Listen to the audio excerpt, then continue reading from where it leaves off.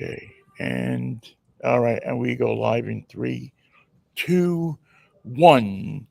And we are live at the Seattle International Auto Show. Good morning, New York. Vinnie here, Drivetime Radio, as we come to you a little earlier than usual this morning. And if you miss any part of this show, we will repeat it in its entirety at 11 o'clock. So don't worry if you missed the beginning of it or you turn on your computer and I'm there scaring you this early in the morning. We are in the mezzanine level of the Lumen Field Event Center, a beautiful venue where this show has been for last several years that I can remember, as long as I've been doing it, which is, as I say, a number of years. We've been here, and the staff is great. The people here at the Washington State Dealers Association are always kind to us and wonderful, and the cars are on the floor. What's neat about this show is that you have the opportunity not only to look at the cars, but if you just go out front on Occidental, where all the hot dog guys are and the sports shops, they have a lineup of cars out there, and you can sign up to drive. Many of the cars that you see on the show floor are out there to be test driven, so you can do that. And also, because we now, Seattle loves electric cars so much, they've continued the electric highway, which is indoors. So you don't even have to get wet to get in one of these cars and drive them. You can just go in the second hall, exhibition hall back there in the lower part of the exhibition center and jump in an electric car and drive that around a track and speak to an expert who knows about the car, knows about the different phases and facets of driving an electric car and owning an electric car. Tom VOELK will be with us a little bit later. He's even conducting seminars here at 1 o'clock today and tomorrow. And among those subject covered in the seminars is what's the truth and what's the bull crap about electric cars. What do what is the actual thing and what's the hype? What's the truth? Where does it all lie? Tom knows this stuff. Most credible journalists know this stuff, but Tom, who has his own YouTube channel, Driven, knows about as much as about anybody. When I'm looking for answers, I call him up and say, Tom, what do you think? And he tells me, and we go on from there. But he has the lowdown on this stuff, so we will get a chance to catch up with him a little bit later. We're also going to take a walk around the exhibition floor. We'll show you some of the vehicles that are out there. And we also have a man who is sitting here with us, whose face you can see, the quite handsome Scott Brown from Stellantis, who is a longtime friend. I mean, I think him and I'll tell you how long I know Scott Brown. I remember talking to him about why aren't they going to make a Charger, not a Charger, a convertible out of the Charger back in like 2001 when they started probably rolling. And not that long ago, Vinny. 2010, huh? Okay. Can they make a convert? Even if they do one, will they do one for me? Will they special order one? Well, they didn't, but they've been widely successful, really successful with those cars. And he joins us now, Scott Brown. Good morning, Scott. How are you? Good to see you, Vinny. Good to see you too. Thank you for taking a couple of minutes out to jump on with us. You've got some new stuff to show here. I mean, a couple of cars that, except for a couple of special events, I haven't seen before and haven't had a chance to drive yet. At least, a Cherokee I haven't, definitely. And it looks like these are a couple of cars that Stellantis, who we always hear stuff on the news about, the automotive world, that it's struggling and doing this and doing that. But these two cars look like the Cherokee, especially looks like one that that Stellantis is saying, we're going to give you our best shot. We're going to show you what we got. We got some stuff in the toolkit, and we're going to whip it out. We're going to show it to you, and we're going to have it here at the auto show. And I noticed yesterday crowds around both of those cars. a lot of interest among the buying public in both of those vehicles. Yeah, well, the Charger. I'll finish with the Charger, but starting with the Cherokee. I mean, that's a big deal. It competes in the midsize SUV segment, which is the largest SUV segment, huge segment, huge volumes. The Rav4s. The Honda. Can't even remember the Honda, but anyway, huge. The Pilot, I think, right? Is it? In the Pilot, it's the CRV. Yeah. But so we've been out of that market, out of that segment for about 3 years. The last Cherokee left the market in 2023. We're back. It's this time it's a hybrid. It's a full hybrid. It's our first pure hybrid. Which means it's not a plug-in hybrid. We've got Grand Cherokee plug-in hybrids. We've got a Wrangler plug-in hybrid. Both of those get about 25 miles of range, and then the gas motor kicks in. This Cherokee is a pure hybrid, which just means you've got smaller electric motors, a much smaller battery. So you're not hauling a big battery, heavy battery around. And you have electric motors that assist the gas motor. They work in parallel, so to speak. Right. That vehicle will get about 37 miles per gallon combined. It's got about a 500-mile range. It's boxy. It's kind of got some styling cues from the traditional Cherokee, the Cherokee that everybody remembers from the 2000, in the 1990s, right? Lots of room inside. It's got the Jeep capability. It's got the active drive 4x4 system. So in several different modes from rock this one doesn't have rock. It will when we get the Trailhawk, but, snow, mud, sport. So a capable, fun to drive, lots of capability. So it's good to have that vehicle back in the market. Yeah, I would have to think that, it's odd to think of Jeep not in every segment of the all-wheel drive market, the four-wheel drive market. It's like they invented the damn market. Right. No. Yeah. And obviously, we still feel like we kind of lead that market with vehicles like Grand Cherokee, right? Grand Wagoneer, Wrangler, Gladiator. But yeah, we need this vehicle. We need the segment. Our dealerships are screaming for it. Consumers are screaming for it. We're about a month away from that showing up in dealer lots. But yeah, people can get a good look at it now at the auto show, which is awesome.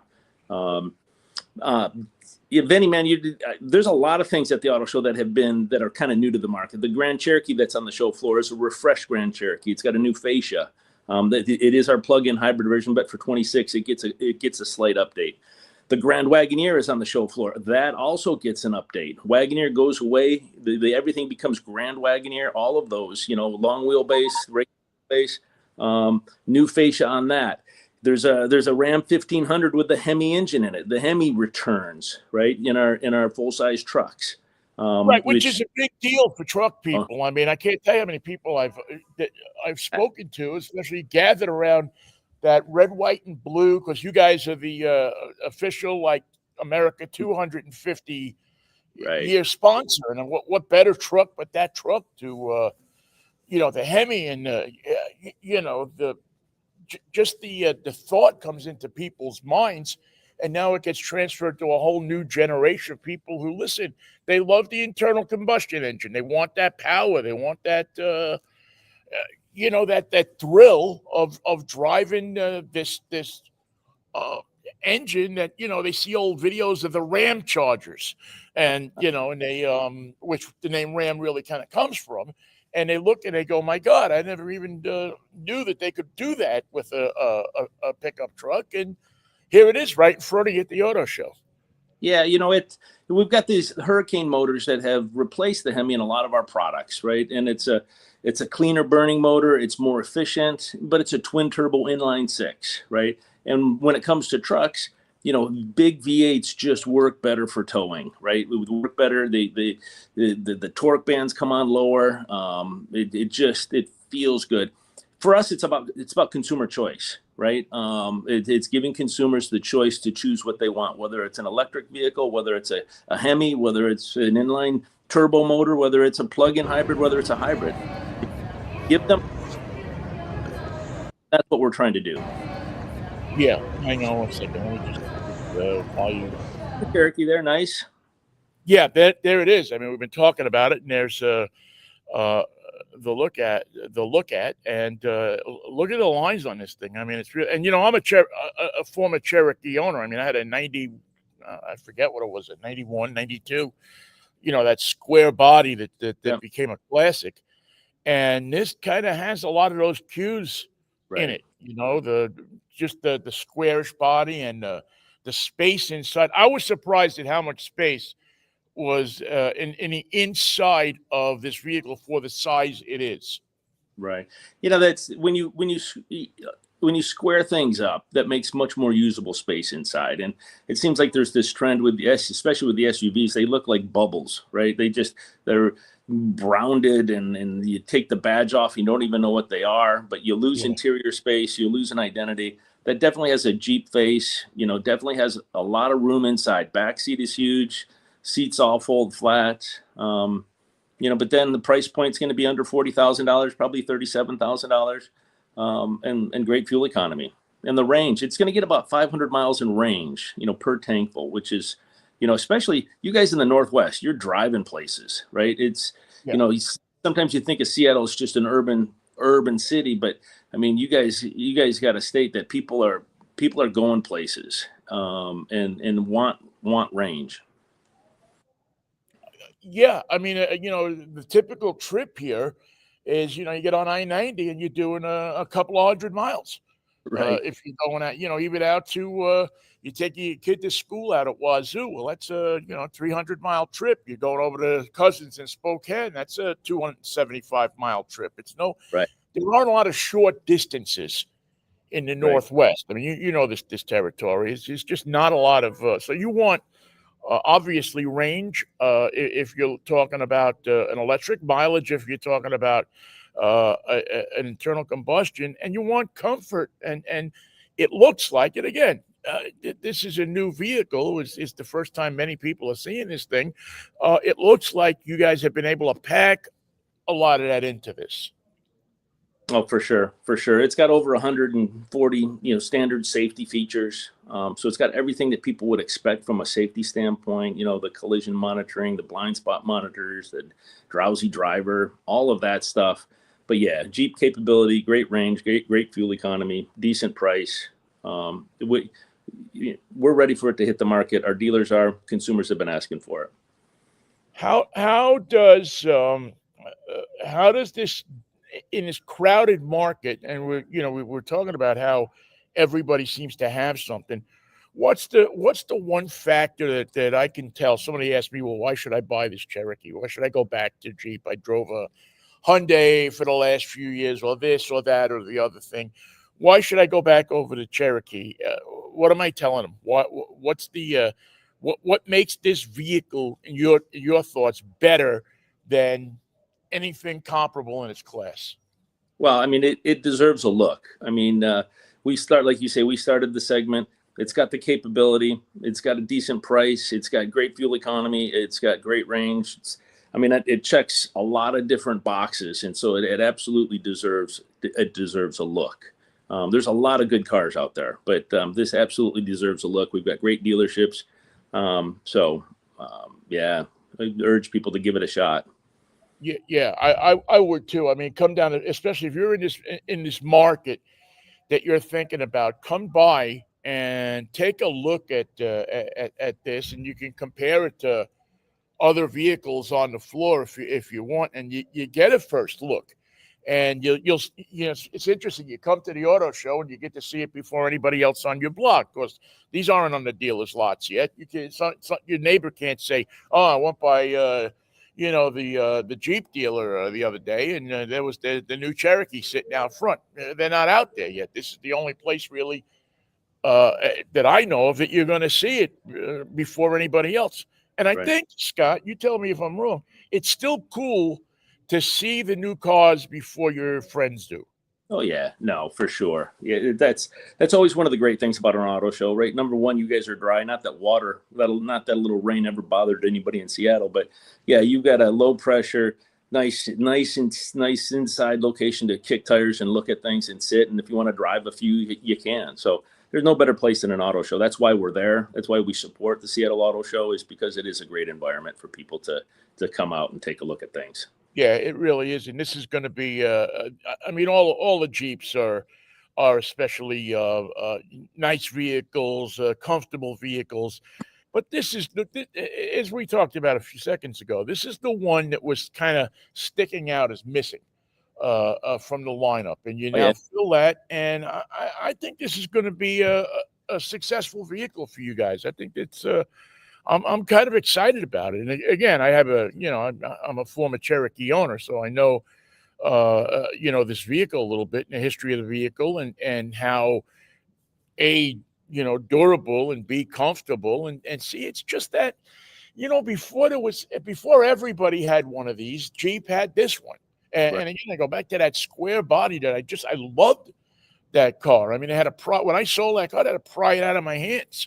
Right. It was just one of those, it's interesting. Jeeps, and you work with people all the time with these vehicles. It isn't just a car. It seems to become a Jeep, a friend, a member of your family in a lot of ways, Yeah, we still have a 2000 Cherokee that both my daughters learned to drive in, and I'm not allowed to get rid of it, right? Anyway, yeah, definitely. That's one of the great things about working for Stellantis is we have brands like Jeep, like Dodge, like Ram. We don't make appliances, right? We make passion plays. We build vehicles that people are proud to own, and we have a lot of fun doing that. And that Charger, definitely, the Chargers. We got an electric Charger on the floor, right? And we've got a nice Charger, an internal combustion, and going back to that customer choice, if we're going to move electrification past kind of the early adopters and the tech people, right? I think last year for 2024 registrations, hybrid and electrification nationwide were about 14%. If you're going to move past, kind of the early adopters, there's got other offerings for people, right? So the Charger is basically, it's a full-size American muscle car that just happens to be powered by either electrification or by gas. So you have your choice. Both of them are phenomenal vehicles, right? The only way you can really tell the difference is one's got a fin in the front because you don't need to have this big bulge where the motor sits, and one's going to have a little bit of a bulge in the hood. But the gas version is, at the top end, it's a 550 horsepower, twin turbo inline six Hurricane motor. The electric version is 670 horsepower. Both are all-wheel drive. You two-door or four-door, both look, like a muscle car, right? Not an appliance. So, we urge people to check those out. The gas version comes out this fall, or a little bit later this year, probably right about now, actually. We just did the drive on that with that vehicle with the media in Tennessee. But yeah, fun vehicles and great for the market. Scott Brown from Stellantis is with us. He is the man that knows everything about Stellantis and about Dodge and Jeep and Ram and all of the different vehicles that they put out on the road. How does it feel for you as a car guy to have a two-door and a four-door in the same car line? I mean, that's a long time since that's happened, right? Well, so, you guys, Vinnie, this. The original Charger was a two-door, full-size two-door vehicle. And we caught flack for years that the Charger, we brought back the Challenger, which was the two-door. When the Charger came back, it came back as a four-door. And obviously the market has changed. The family car market is four doors. There's very few two doors, right? I applaud Honda for bringing out the Prelude. But yeah, it's awesome. The lines on that vehicle are just beautiful. So it's fun. And our consumers want a two-door. It's not going to be a high volume car, but they scream that. And that harkens back. There's a lot of heritage cues on that. Our designers did an unbelievable job, both on the outside and the inside. The inside is phenomenal. So I love, and again, we're going back to choice. Customers deserve a choice. And so they want a two-door, we've got it. They want a four-door, we've got it. They want BEV, battery electric, gets about 250 miles of range with unbelievable performance, 0 to 60 in 3.5 seconds. Or they get the ICE motor, the gas motor, up to 550 horsepower. when you get the electric in these things, do people? I mean, I remember they've tried all different kinds of things to try to give the car kind of the texture of a gasoline engine vehicle. Some of them, I don't think many of them worked like they wanted them to.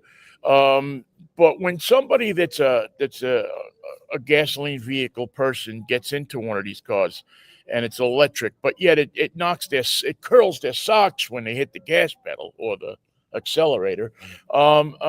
Is that resistance wearing down a little bit that you see, or are people still kind of, well, I need the sound of the Hemi. I need the sound of, of the pistons, slapping back and forth in the engine block for it to be a valid car for me. Yeah, absolutely. And when people drive electric cars, right, you realize honestly just how fun they are. It's not if you can just set aside, it's a green car and it gets good mileage and but you turn all that aside. They're fun vehicles to drive. We don't think we're going to replace people's muscle cars, right? But this is something that could be in addition to what they have in their stable, right?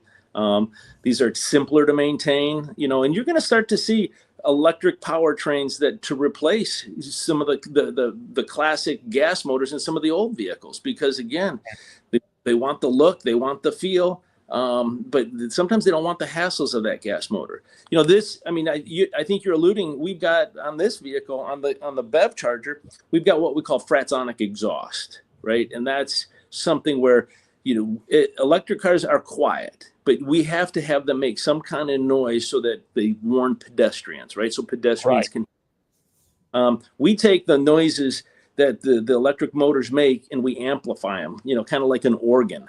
And we call it the fratsonic exhaust, and you can pick different modes, but if you want to hear something, you can turn on the fratsonic exhaust, you can turn it off if you want the stealth mode. But again, hey, if our customer wants a little bit of noise, because part of owning a Dodge, especially a muscle car, is the visceral feel, right? It's the sound, it's the feel, it's everything. And so you can get that with this vehicle. Yeah, see, that's the great thing, is you get a chance to experience that. So even if you're a younger person that doesn't have that experience behind you of the internal combustion engine, you at least have a chance to to have that sound, that texture. I call it texture of driving a car, because cars do have kind of a feeling to them, even to the point of when you drive different makes of cars, there's a certain feel that car has from a different manufacturer. It's not as pronounced as I think it used to be when we were younger, but still, this is a car that you're driving a Dodge. There's no doubt in your mind that you're driving a Dodge if you get in this car and you look at it, which, it's been a while since we've had. I mean, you still have it with the Porsches and stuff like that, but that's kind of gone out of the American car scene for a long time. That identity of I know what kind of car this is just by sliding behind the wheel. This car, you're not going to make a mistake of what you're driving. You're not going to think you're driving something else. This is it. This is and is for consumers, maybe it brings back a lot of brand pride that people used to have in their cars. Yeah, it's not an appliance, right? We want to make a statement with it. Right? Our consumers want us to make a statement with it. So they're loud and proud. What's this going to rock me if I go down to the? And I know I get the Scott discount if I go down, which I think is $1,380 off. But are these unattainable cars, or are these cars that reasonably, if I make a good living, I can go in a dealership and buy one? Right. The BEV, the battery electric version starts about $60,000, and then the gas one starts about $55,000.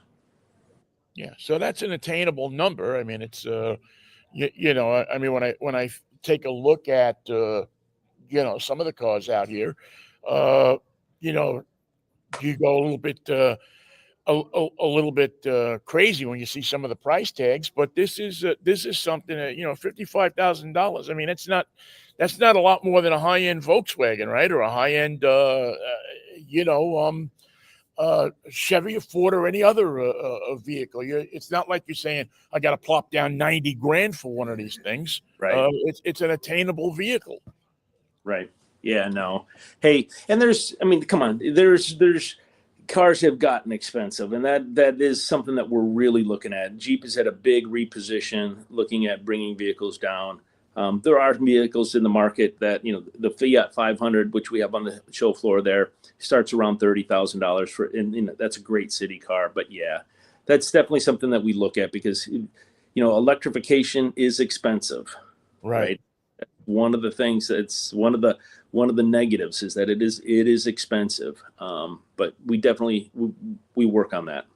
I mean, has electrification caused autonomous driving to suffer? I mean, have we kind of fallen behind in that area, or are those programs still happening, and are we still going to see more of that as we go on? Hey, you're throwing a football at me that I probably don't want to catch. Right. But if you don't want to catch it, let it go by. If it's a bad pass, that's okay. But I've asked, I've had a few people ask me that question of, does this mean that I'm not going to be able to drive a car or have a car drive me to the store? And I said, well, look, Waymo's still out there. There's all different kinds of vehicles with a lot of different autonomous driving facets in them that are on the road already. So obviously, they haven't stopped doing it because they've gone into electrification at some point in the past. Right. A lot of the things from autonomous vehicles, and I feel we tend to go through cycles, and there becomes these hot flashpoints where we focus on certain technologies for typically about 5 years, it seems like. And if you go back, you can kind of see these cycles. We went through like E85, right, was a big deal for a while, right? And, we had fuel cells were a big deal, and natural gas cars were a big deal, and electric cars were a hot point. And then we moved to autonomous. We're kind of moving away from autonomy. Now, the reality is autonomy has brought a lot of safety features that have kind of trickled out of autonomy, right? And have become standard safety features on cars. You look at level 2 plus, right, which is a safety standard. You've adaptive cruise control, blind spot monitors, lane keep, all of those things, and advanced lane keep. So autonomous vehicles have not gone away. The technology is going to continue to get better. But I don't think what people realize is that, man, the human mind still does a better job at processing, certain things. And so I'm one of those guys. I love the autonomy. I love what it's done. I love the technology that it's brought and the safety that it's brought. But man, you look at all of the circumstances, the weather that you guys have. You look at roads and the signage and even the stripes on the road affect autonomous cars, right? Autonomous car works perfect in perfect conditions. You get out onto a rural road where you don't have those stripes painted on the road. You get snowstorms. You get but they will get better. So is it going to go away? No. Is it going to continue to get better? Absolutely. I don't know when that point will be. Just kind of like electrification right now. It's slowing down a little bit, probably to a more natural progression. As technology develops, batteries become smaller, become more efficient, become much lighter. Some of the batteries that we're hauling around on vehicles right now is amazing, right? There's batteries on pickup trucks and big trucks that weigh more than an entire car, right? So you're spending a ton of energy just to haul energy around. It's like a semi just so you can haul the energy to drive that semi, right? And so things are going to get better. We're going to progress a little bit slower. More of a natural progression, more of a natural development instead of being forced by politicians. But We'll get there. It's amazing because it always seems when the politicians get involved, and I don't want to go off into a whole political thing here, but when you let the engineers build the cars, it's kind of like in the 70s when you had the salespeople building the cars and the accountants building the cars. The product kind of went down a lot. When you have politicians trying to build cars, generally the product goes down a lot. The quality, the innovation. When you let the engineers go at it at their natural pace, it's amazing what kind of comes out, right? Yeah, no, I'm a firm believer is that you need the politicians, because sometimes we do need the direction, right? You need the engineers, right. You do need the consumers, because we can't force consumers to buy things they don't want. So you have to listen to them, right? So all of these things have to work together, and for us to be really successful, all of us have to work together and kind of mold the direction. Right. It's not one or the other. It's together. Well, it's coming at you so furiously and fast right now that it's, that there's every time you pick up a car well, you don't pick up car magazines anymore. Every time you log on to a site, you're seeing something that you've never seen before. You're seeing something that this engine, this transmission, this drive system, it's just the technology is going and blowing past you at a rate that's unbelievable. What anything else you can tell me about Stellantis? I know you can't tell me about new stuff, but is the company healthy? Everything going good? We're having fun. We've got the right people in place. We're making good decisions, and we're having fun. Next week at LA, we're going to show a new product from Jeep. We've got a lot of good things coming, and we're having a lot of fun, and I think you guys will see that. Good. Well, obviously I'm a Scott Brown fan, but I'm also a fan of Stellantis. I just think that, and Chrysler and Jeep and Dodge and, I still have a Slant 6 model somewhere in my in my stuff that I packed away, so you want to see the company survive. It's such a piece, even though it's a foreign company, it's such a piece of America. They have such a piece of the automotive landscape of America from back, you go all the way back to the Dodge brothers in the last century, but all of the performance stuff in the Hemis and the cars that we've seen, the Chargers, the Challengers, the Dusters, you're not going to do another Duster anytime soon, are you? Hey, we got the name. Why not?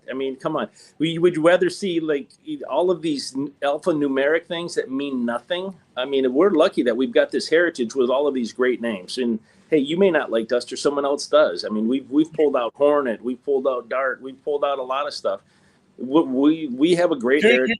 You do a Duster or a Demon, I'm down at the dealership. You put a 340 Demon out, and I'm ready to go. Right. I got my checkbook with me.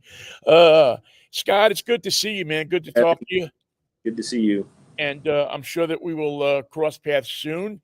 If I don't see you beforehand, happy holidays, happy Christmas, happy Thanksgiving, I should say, and Merry Christmas and all of that stuff. And it's good to see your smiling face, man. It's good to see you as well, Vinnie. Thank you for the time. All right, Scott, you take care of yourself. Scott Brown from Stellantis, who is joining us, who has joined us, and we thank him for that. A lot of good stuff here at the auto show. The Stellantis stand, the Ram and the Dodge, and even the Alfa Romeo. They have an Alfa Romeo, a couple of Alfa Romeos on the floor. For a company that a lot of people say, well, we don't know what's going to happen. They got a pretty big footprint here at the auto show. We are at, as I'm sure you know, and if you don't, the Seattle International Auto Show. It's running today, opens at 10 o'clock. Tomorrow opens at 10 o'clock. Tomorrow, a little bit shorter hours. I think they're running till 6 tomorrow night, if I'm not mistaken. And it's raining out. So what better place could you go? Be inside, hang out, take a look at some of the great vehicles that are on the floor at the auto show and out in the street. Again, as I said before, you can, Occidental is a test drive mecca. We do an event every year, the NWAPA, which is our trade association. We do an event every year called Drive Revolution. And we gather 25 cars together, and we all drive them. We have 25 drivers, and we drive them all day and run through them and check them out and score them and everything. Well, Occidental Street looks like your invitation to Drive Revolution. Occidental Street looks like if you come down here and you come into the show and you sign up for test drives, there are just so many vehicles out here that you can take a look at and you can drive, compare, look at. And, it's interesting because there's vehicles out here that you might not generally see all over the place. One of them that I'm looking at is it's a vehicle that I've been very enamored of is the Ineos Grenadier. I got a couple of friends, our adventurers from the show have driven one of these things up to, I think they went to the North Pole in one or something like that. And this thing is like, it's a dream vehicle. I mean, if you are looking for something that's going to go over the road, something that's going to go off the road, something that's going to go in climates that you might not particularly, want to drive a regular vehicle in, this vehicle is going to take you through it and around it. And it's one of those vehicles that you don't hear a lot about. But if you are in the market for that type of vehicle, it's here on the floor. And there's the pickup version of it, and there is the SUV version of it. And the one thing I like about the Ineos, and this is this was something that flipped me out the first time I got in one. The guy that owns that is one of the investors in Ineos is a bicycle guy. He's ridden bicycles all his life. He's a somebody who participates in races and marathons and things like that. And he's acutely aware of the problem that people have with coexisting with bicycles on the road. And what this guy did is when he invested money in his company, he made sure that there was a button put in on the steering wheel of this car that a driver could hit and warn a bicyclist that they were coming, that they were in the area, that the bicyclist could be made aware of the vehicle approaching them. And it's just a button that you hit on the steering wheel. I'd never seen anything like that. But this is automotive stuff in the 2020s, is that there's more of an awareness of safety, of coexisting with other types of vehicles on the road. And I just thought this is something that really kind of blew me away the first time I got into a Grenadier and drove it and just saw that button. I was like, what in the heck is this? There's a little button in there with a bicycle on it. What possible purpose could that serve? And Colleen from Ineos explained to me the whole story. And I think it was one of the fascinating stories that you'll hear when you come down to the auto show, if you participate, especially in one of the tours, the private tours that are going on, which are, something you don't get at every auto show. You don't get a chance to. What a great segue. How do you like that? I've been in this radio thing a while, so they teach in radio school how to switch from. See, I'm in television, and but oh well. Hi, folks. It's my friend Tom VOELK. He is here with us. I know our friend KRISTIN is roaming around somewhere as well. Yes. And you guys are giving. I was talking about the tours.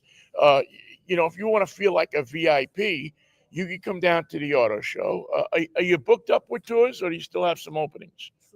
Still have openings. So you can come down here today, bring your family, sign up for a tour, and Tom or KRISTIN will take you around the auto show and explain to you and give you the knowledge of their particular car, of the particular car that you might be interested in, or all of them. Plus, at 1:00 each day, there is a seminar that Tom is doing that says that you come down and you hang out and you can ask Tom questions. Let's say you're thinking about buying one of these cars.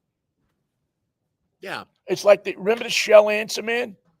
This is the 2025 version of the Shell Answer I need Man. to get my white coat. See, that's next year. Kids, you will not know what I'm talking about, but I'm sure it's on YouTube. Yes. The Shell Answer Man. Look it up. Look up the Shell Answer Man and Platformate. If you can find those, remember that was the chemical additive that they put in Shell to give it to give you a car more mileage. Oh, wow. Okay, I didn't know that. And that's probably not true, is it? No, it's absolutely true. Platformate was the thing that the Shell Answer Man was advertising. He would go into this little spiel at the end of each one of those commercials about Shell with Platformate. Okay. Now they call it V-Power. Oh, hey, KRISTIN, show that. It's the Shell. Wow, I kind of look like the Shell Answer Man. It's got the white hair. Yeah, the Shell Answer Man. Is that Leslie Nielsen? Yeah. It does. Was he the Shell Answer Man? Apparently. No. Leslie. Yeah, it says Leslie Nielsen. 1981. I never knew Leslie that. Nielsen was not the Shell Answer Man, was Maybe he? not the OG. I don't have my glasses. Yeah. So anyway, the Shell Answer Man was a thing. Why don't you guys move in a little closer, because I didn't bring my wide-angle lens today, unfortunately. But the Shell Answer Man was like a thing. I'll be right back. You even got hi KRISTIN, how are you? Okay. Seems like we're on the internet all the time now. Yeah, I know. Which is a good thing. I like being on the internet with you and Tom and all of us talking cars. Yes, the Shell Answer Man was a thing, and you even went into a Shell gas station, and they gave you like a little book that you could open it up. It would give you answers to different questions. Well, we have our version of that here with you and Tom doing tours. How do you like the show? How's it been? I noticed your second year doing this, right? Yeah. Is this something that Me? I mean, if you want to. Yeah. I'm like down by Vinnie's armpits. Now there we go. okay? I'll back up a little bit. We'll really get the wide angle in. So anyway, we've given Shell enough of a plug. I guess they now call it V-Power. Oh, yeah. Shell makes good gasoline, though. I mean, I only put Shell gasoline in my own car. Not a plug. I'm not an influencer that gets paid by Shell. Yeah, no, You're not an ad. Not an ad. We're not plugging Shell gasoline. I was always I used to have a Amoco, and that was supposed to be back east the best gas that you could put in a car. My dad was a Texaco and a Mobil dealer, so for me, Texaco was always free gas, and that's the just best, like that's food. The best gas. Yeah. Free gas is the best kind of best kind of gas. You know, you could fill up the 67 Plymouth with its 20-gallon tank and go cruising with your friends all over the place. Like $0 and 0 cents. Yeah. I don't even want to tell you how much it'd it probably was. be like 75 Oh my God! in California anyway. It's so hard to look sometimes at the prices of this here in the Pacific Northwest. Yeah.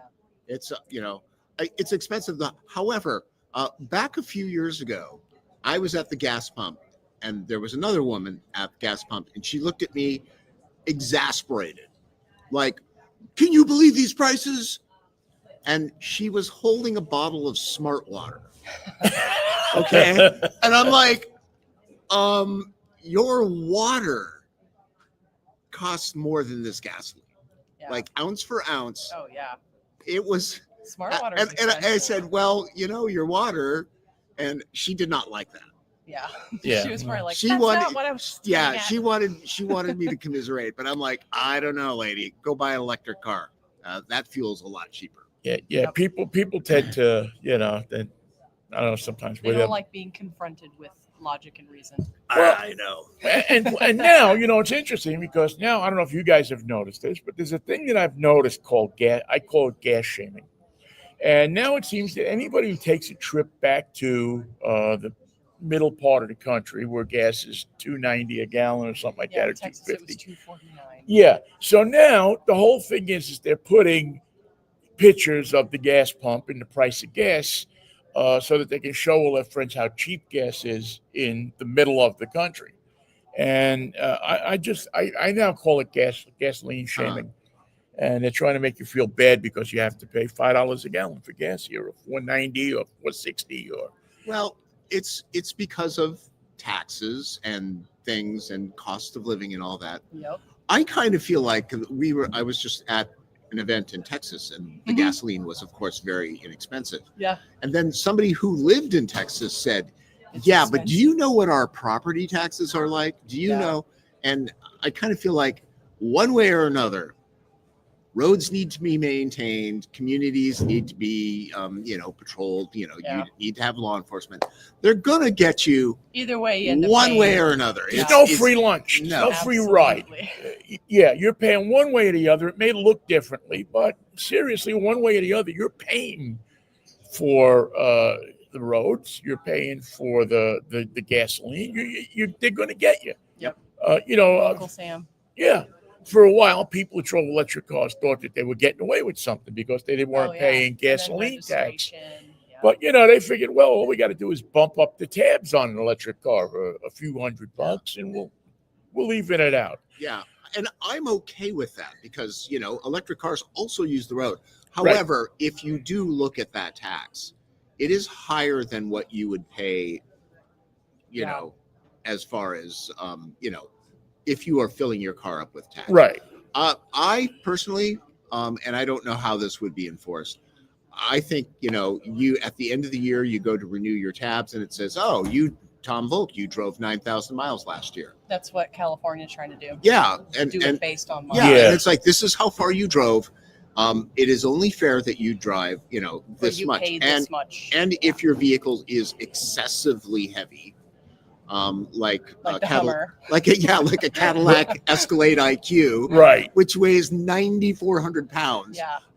then you pay a little extra. Yeah, if you're driving a Jetta, you should pay less. Right. It's a light little car, and it zips around, and you hardly use any gas at all. So Wow, this is great. We've just solved the world's problems.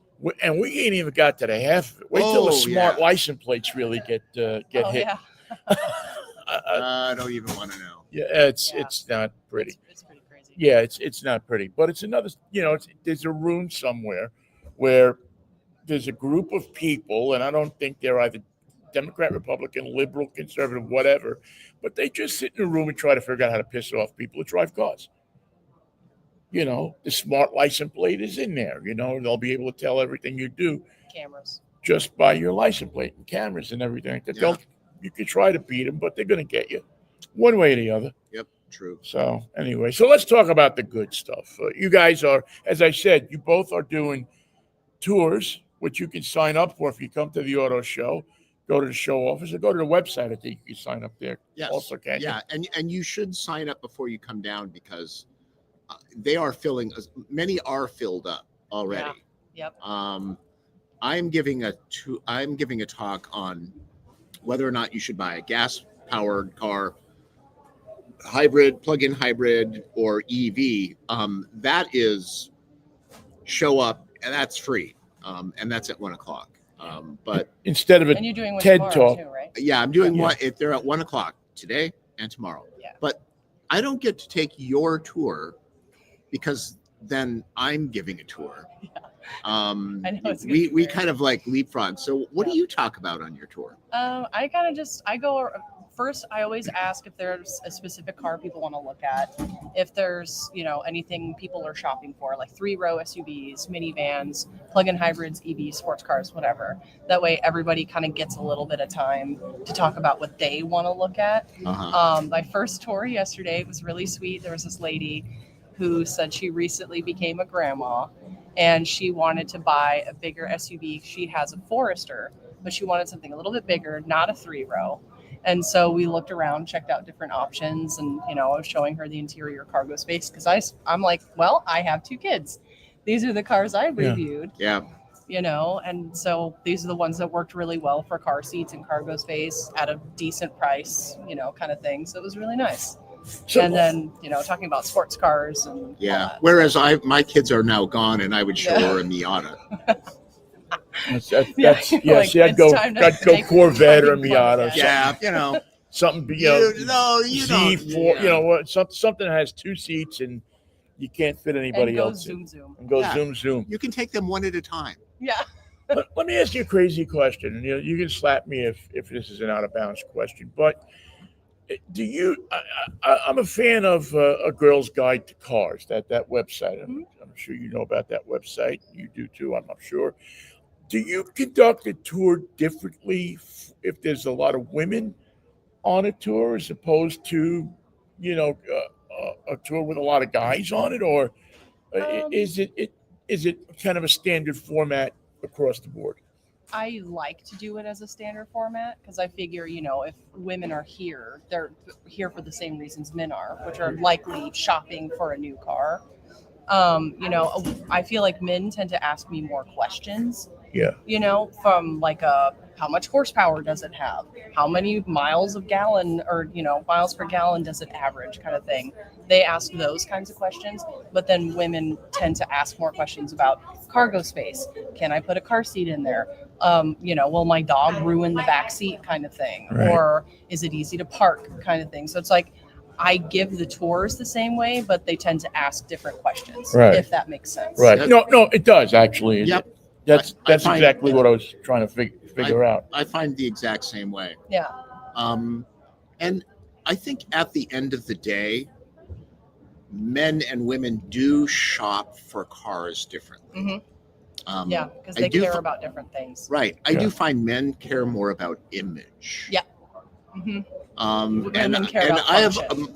my advice to that is always look, if you're driving your car downtown and you're trying to impress people, you don't know them. It doesn't matter. It really doesn't matter. And everybody that knows you for the goofball you are. Yep. So you know what? Buy the car that works for you, because you'll be happier with it. You'll keep it longer, and okay, maybe as a guy, maybe it is a BMW M3 that you'll be happier with. Yeah. But you know what? Your car is not going to really change your image. No. And then It once really the isn't. euphoria wears off, then Yeah. all of the flaws come up to the surface. Right. and Yeah. It's not. Exactly. It's last year we were here, and I thought that the ID Buzz was going to be the most incredible thing to hit the streets. Yeah. Yeah. That we had ever seen. Since the original Volkswagen was first imported into the United States. Didn't turn out that way. Yet there's a beautiful ID Buzz that's on the floor here. It's gorgeous. Is that one? It might be the most gorgeous car on the floor, or one of the. Yeah. It's certainly in the top 5. It's dark gray over kind of Red. a cherry red. Yeah. Yeah. It's lovely. My wife loves that car, and she is not a car person, but she loves that car. And the only reason that she wouldn't get it is, we don't have any kids anymore. Yeah. It's way too big for our lifestyle. But she would buy it just to walk up to it every day and smile. That And it retro does charm. still have that effect on people. Everybody that goes by goes, I Right. love that car. That, and then there's an 18 window original. Yeah. I saw Volkswagen that. bus the here. Woodinville display over there. Yeah, and it's a work of art. Yeah, those. I mean, if you're last year when I had the ID Buzz, I drove it out to Leavenworth, and we ran into a bus that was a Volkswagen bus that was parked on Route 2. I turned around and I stopped and I took a whole bunch of pictures of it. The two of them sitting together, and it was really, I mean, you could see how true they were with the Volkswagen uh, ID Buzz to to the original version. I mean, nobody wants to utter the words retro anymore, but they nailed it. Yet now it's vintage. yeah, or heritage. yeah, heritage. yeah. That's a good one. You can't get them off the dealer's lots. Yeah. Well, I mean, look, the one thing that people are all complaining about is cars are too expensive. Yeah. And here's some interesting insight. I was at the Kia Sportage hybrid launch, right? Yeah. And we all, as auto writers, kind of complain because, like many of them, Kia only had the top trim SX Prestige all-wheel drive X Pro. Yeah, and they were fully loaded, right? Good value at $42,000. But we asked them, and they go, "Well, this is what people buy." And we were like, "Wait, what?" No. And no. He said 55% of all Sportages are sold in the higher trim, and he said one of the problems that we have is sourcing all of the equipment for the higher trims. He goes, because that's what people want. People don't want the base model anymore. And I think I've heard this from a number of different manufacturers that, people complain that cars aren't affordable anymore. But part of the problem is that people won't settle for the base model or the mid trim anymore because, it's expensive. because I'm worth it. And and that's something that came upon me yesterday when I was walking the floor. Is I walked past this Volkswagen Jetta that's 23,000 something. The GLI. Yeah. No, not the GLI. This was that little base. white base Jetta. Yeah. And I'm saying 23,000. I'm saying, people are complaining that cars are expensive, but this is transportation. The Kia K4. The K4. K4. Even These at are the top of the line is under 30. cars that will get you from point A to point B. You don't have to have a luxury car. Yeah, not luxury transportation, right? But the luxury of transportation. Oh, yeah, great. Yes, that great. should be on a we're t-shirt. all going to be using it. Yeah. We're all going to be using that line. By the way, we're sitting at the Avance booth. I just want to thank the people from Avance. I follow them on. Avance are great. I follow them on Facebook, and it's a great. If you're a car enthusiast, it's a great club to belong to. It's a great group of people. They're displays that they put up here at the auto show every year. This year is Purple Rain, and so they found every purple car, I think, in the Puget Sound area, and actually maybe from Vancouver, Canada as well. And brought them here to the Lumen Field Exhibition Center. And there's probably 6, 7, 8, 10 cars that I couldn't even get into. Tom could get a shoehorn and some lubriplate and couldn't get me into the car. But there's some beautiful cars to look at here. Yeah. All they're types. selling really cute T-shirts. Are they? Yeah, they're very cool T-shirts and Porsche? limited edition posters. Yeah. Get on down here. Get on down. I will say, and I don't know that you've talked about it, one of the great things about coming to an auto show is you don't have to go from dealership to dealership to Right. dealership. And no pressure to You buy. save so much time. Also, you will see things that are off your radar screen. So, maybe you're shopping for a mid-size crossover. You'll see 3 or 4 that you went, I didn't even know they made that. Yeah. And that might be your new favorite car. Plus, The Honda cars. Prelude. Yes, the Honda Prelude is here. First time it's Cherokee. ever been on the West Right. Coast. Yeah. Same with the new RAV4. Same with the new Jeep Cherokee, which is now a hybrid. Yeah. Same with the Outback. Toyota, I didn't even realize that they brought their 2 new And the electric vehicles. CHR, Yeah, the it's on CHR is cover. down there, which looks to be, and again, they have it all locked up and everything, so you can't get into it and look at it. But it looks to be. Has Toyota done anything wrong in the past 25 years? Yeah, it's just like if you're thinking about buying a car, even in the next year, you will see things that you go, oh wait, I might want to wait for that. You really do save a lot of money.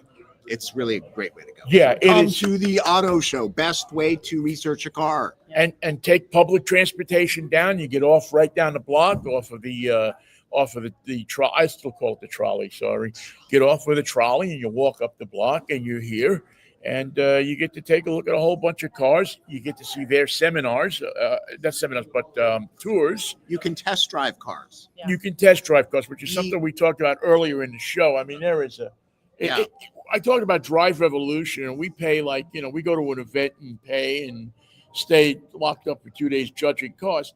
You can do it for free right out here. Yeah. Matter of fact, I'm thinking of just going out there and not going to Drive Revolution. And they won't lock you up like they do lock us up. Yeah, that's true.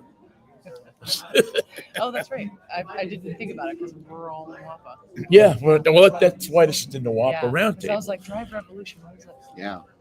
So, let me quickly get your star of the show, which is the one that's really jumped out at you. I think, my favorite is obviously to talk about the TRD Pro, the Toyota 4Runner. Right. You can get it with the built-in compressor. Right. I love those. Yeah. The And- Lexus and the Toyota. Yeah, which is funny. The Lexus doesn't have the GX 550, but, I like to talk about how much you get for your money with the TRD Pro. And Yeah. same thing with, That that compressor is I think one of the trickiest things I've seen in a car. Yeah, it's cool. And I thought the vacuum in the Pacifica was really cool. Yes. And the Sienna, yeah. Yeah, and the Sienna. But boy, I tell you, when I blew up, what did I blow up? A raft with the Toyota thing. I did a little. Yeah. It was amazing. Yeah. Why didn't somebody think about this? 10 years ago, Oh, I know. when you could It go wouldn't have to been the auto hard. supply store, Yeah. or for your old people like us, when you could go to J.C. Whitney and call them up, and they'd send you a compressor. J.C. Whitney, what's that? Yeah, I don't And know. I spent like $190 on a portable compressor for my Jeep, and then the TRD Pro has one just built in. But however, you would have to spend $60,000 on the car. yeah, so. 65. Yeah, so maybe you got a better deal. What's your star of the show? Boy, really tough. Just the fact that there are all these new cars. Yeah, I know. There's the compressor. See, we Yeah. speak and ye shall find. That plus You're harmonizing. you know what? Actually, my Boom, boom, boom, boom, boom, boom. I would say you know what? Electric Highway, Yeah. because they're there to educate people, and there's a lot of misinformation. Oh, So yeah. I think that would actually be my star of the show. Yeah, There you go. yeah, it's a good point because there is so much stuff. Yep. Bad information going on around electric cars. You get Yeah. a chance to come here to the auto show and see it. Thank you to everybody who's participated in the show. We really appreciate it. We appreciate the chance to come down to the Lumen Field Event Center, and show you some of the cars. We'll have more footage online, bonus footage of the show and the interview with Scott will all be here.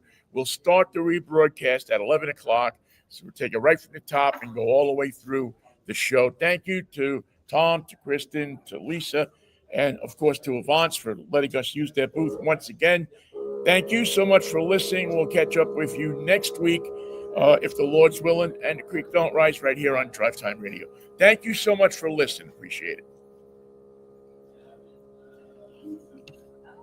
The creek don't rise. Are they pumping up the tires? Thank you, Vinnie. So they don't flat spot. I guess. Thank you, guys.